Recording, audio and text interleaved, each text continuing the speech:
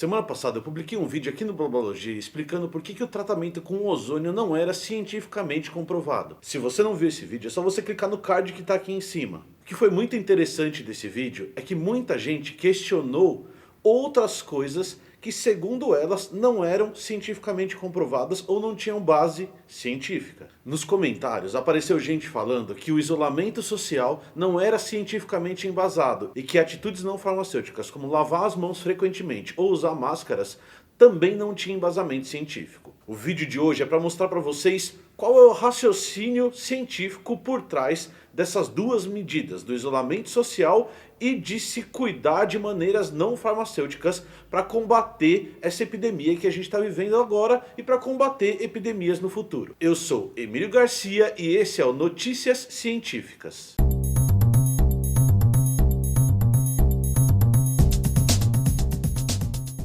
Quando a gente fala de qualquer doença, existem maneiras que os epidemiologistas desenvolveram para calcular o efeito que essa doença pode ter numa população. E essas maneiras são as mais diversas e você já deve ter ouvido falar de algumas delas. Em várias reportagens em jornais, tanto impressos quanto na internet, quanto na televisão, se discutiam o valor de R do Covid. O valor de R0 de uma doença é conhecido como número básico de reprodução. E ele pode ser resumido basicamente como o número de pessoas que é contaminado por uma pessoa já contaminada. Doenças que têm R0 baixo são doenças que se espalham muito lentamente numa população e não vão se transformar numa epidemia e depois numa pandemia como a que a gente está vivendo. Doenças que têm o número R0 alto, por outro lado, são doenças que tendem a se transformar em algo preocupante com uma frequência muito maior. No caso do Covid, nós temos um R0 calculado de 2,5 pessoas. Isso quer dizer o que em termos práticos? Quer dizer que uma pessoa contaminada com Covid tende, se a gente não tomar medida nenhuma,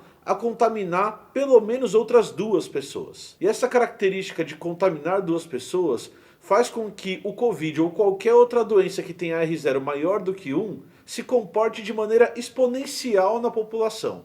Isso quer dizer o quê? Que uma pessoa contamina duas, que contaminam 4, que contaminam 8, que contaminam 16, que contaminam 32, que contaminam 64, que contaminam 128 e assim sucessivamente. Se você quiser saber sobre crescimento exponencial, tem um vídeo meu e do Chico explicando como isso funciona aqui no Blabologia. Uma coisa que é muito importante a gente salientar é que esse valor de R0 é um valor para doenças que são novas. Aquelas doenças que a gente não tem uma vacina, ou seja, não tem ninguém vacinado contra aquela doença. Aquelas doenças que o nosso sistema imunológico não estão preparados para receber. É a primeira vez que nós estamos tendo contato com aquele vírus e que nós, humanidade, ainda não desenvolvemos uma forma de controle, como por exemplo, vacinas. O que os pesquisadores disseram no começo da pandemia e o que a gente viu nos meios de comunicação é que quando a gente fizer o isolamento social ou quando a gente se proteger lavando as mãos ou usando máscaras, o que nós vamos fazer? Que nós vamos impedir o crescimento exponencial,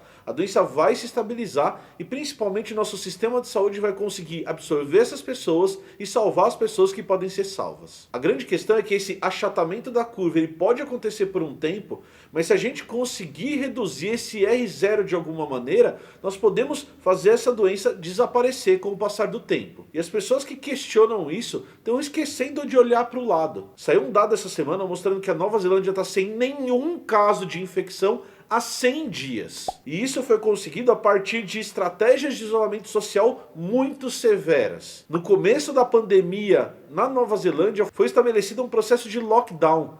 E isso reduziu o R0 para um valor menor do que 1, fazendo com que esse crescimento exponencial diminuísse exponencialmente e a doença desaparecesse. A grande ciência por trás do R0 é como a gente calcula esse R0 e por que isolamento e medidas de prevenção não farmacêuticas são tão importantes nesse cálculo. E é isso que eu vou explicar para vocês agora. O R0 é calculado a partir de uma fórmula. E essa fórmula tem os seguintes elementos. O elemento D, que é a duração da doença quando ela se desenvolve no corpo de uma pessoa. O elemento O, que é a oportunidade de contágio.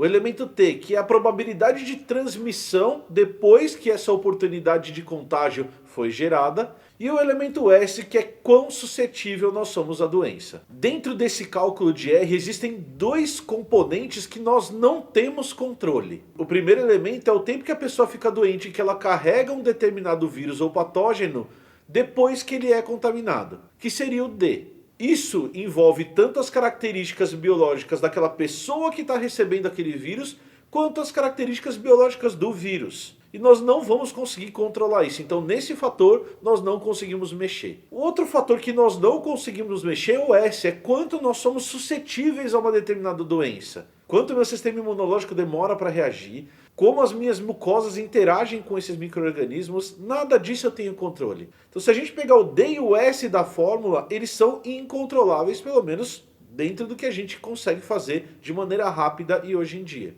Uma vacina, por exemplo, agiria nesses fatores, principalmente no S, aumentando a resposta que o nosso organismo tem. Mas existem dois fatores da fórmula que a gente conseguiria controlar. O primeiro é a oportunidade. Oportunidade é a probabilidade de uma pessoa infectada encontrar uma pessoa sadia. E aqui a gente começa a discutir isolamento social. Se a gente reduzir essa oportunidade para valores muito baixos com isolamento social, como a minha fórmula é uma multiplicação de D vezes O vezes T vezes S, se eu conseguir reduzir o O através do isolamento social, eu vou reduzir o meu valor de R até valores que são muito mais controláveis. Se eu me isolar socialmente, eu vou diminuir esse valor do R para valores mais próximos de 1. Se o valor estiver próximo de 1, a minha epidemia está estável. Se o valor estiver mais baixo do que 1,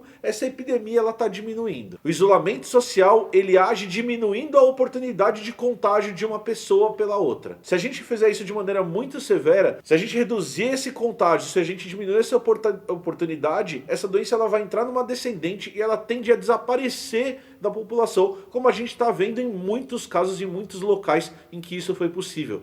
Inclusive na Itália, que teve um dos casos mais severos de Covid do mundo. O outro fator, que é o T, que é a transmissão, é o que a gente controla lavando a mão, é o que a gente controla usando máscara.